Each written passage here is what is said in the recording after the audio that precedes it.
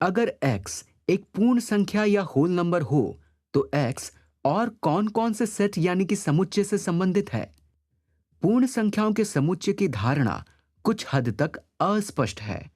कभी कभी पूर्ण संख्या का अर्थ ऋणोत्तर पूर्णांक यानी कि नॉन नेगेटिव इंटीजर होता है और कभी कभी इसमें सभी पूर्णांक शामिल होते हैं।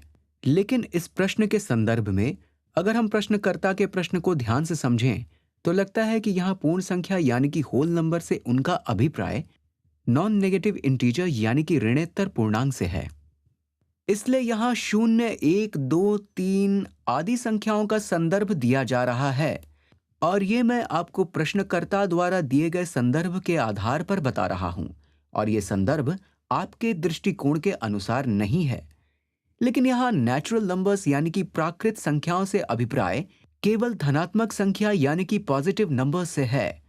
कुछ लोग प्राकृत संख्याओं को केवल धनात्मक संख्याओं के रूप में देखते हैं, लेकिन कुछ लोग शून्य को भी प्राकृत संख्याओं में शामिल करते हैं। लेकिन यहाँ इस प्रश्न में इसका संदर्भ केवल धन पूर्णांकों से है और ये धन पूर्णांक हैं, ना कि धनात्मक संख्या, क्योंकि इसमें इन पूर्णांकों के बीच आने वाली संख्याएं शामिल नहीं हैं। इसलिए ये प्राकृत संख्याएं इस समुच्चय से संबंधित हैं। आप यहाँ और भी संदर्भ देखेंगे जिनमें इन्हें प्राकृत संख्या के रूप में वर्णित किया गया है। इस संदर्भ में प्राकृत संख्याएं हैं 1, 2, 3, 4 आदि।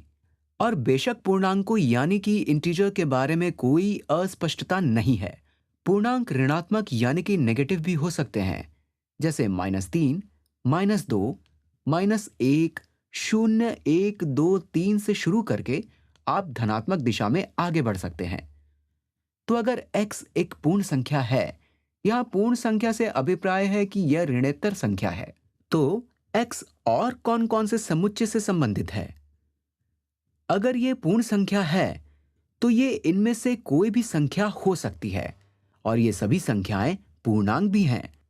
तो यहां पूर्ण संख्याओं के सेट से अभिप्राय इस पूरे समुच्चय से है।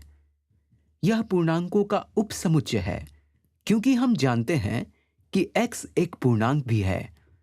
x पूर्णांकों का एक सदस्य है, अर्थात समुच्चय का सदस्य है। x पूर्णांकों का एक सदस्य है, लेकिन यह प्राकृत संख्याओं का सदस्य नहीं है, क्योंकि x शून्य हो सकता है। शून्य को एक पूर्ण संख्या माना जाता है, लेकिन अगर x का मान शून्य होता तो ये प्राकृत संख्याओं का सदस्य नहीं होता। इसलिए हम इसे प्राकृत संख्याएं नहीं कह सकते। हम सिर्फ इतना कह सकते हैं कि यह निश्चित रूप से पूर्णांक है। यह निश्चित रूप से परिमेय यानी कि रैशनल है, क्योंकि किसी भी पूर्ण संख्या को आप 1 से विभाजित कर सकते हैं और इसे एक भिन्न के रूप में लिख सकते हैं।